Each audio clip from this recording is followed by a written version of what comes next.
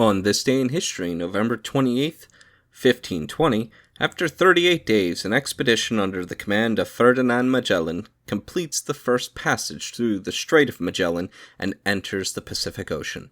Included in the following is an excerpt from the 1944 edition of the Encyclopedia Britannica, going over the history of Magellan passing the Straits.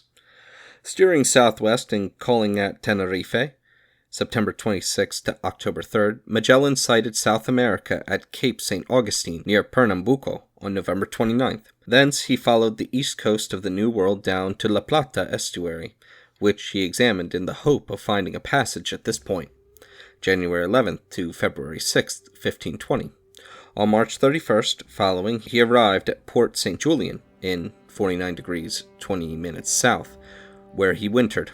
Here he crushed a formidable mutiny, April 1st to 2nd, and made acquaintance with the natives, whom he called Patagonians, Big Feet, whose great size and lofty stature are magnified by Pigafetta to gigantic proportions.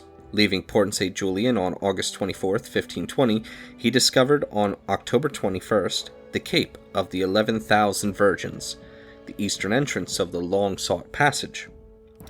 Through this strait, 360 miles long, often narrow and very tortuous, fringed by snow-clad mountains, he guided his armada for 38 days, weakened by the desertion of one vessel, the San Antonio. On November 21st, a council of pilots and captains was held to consider the continuation of the voyage, and on November 28th, the fleet rounded Cabo Delgado, the desired western terminus of the Strait of Magellan. To the south of the passage lay the forbidding land, stark with eternal cold, which, from the many fires he observed, Magellan named Tierra del Fuego. The expedition now entered the Great South Sea, first sighted by Vasco Núñez de Balboa, which, from the steady and gentle winds that drove the fleet across the immeasurable expanse, was by Magellan called Pacific.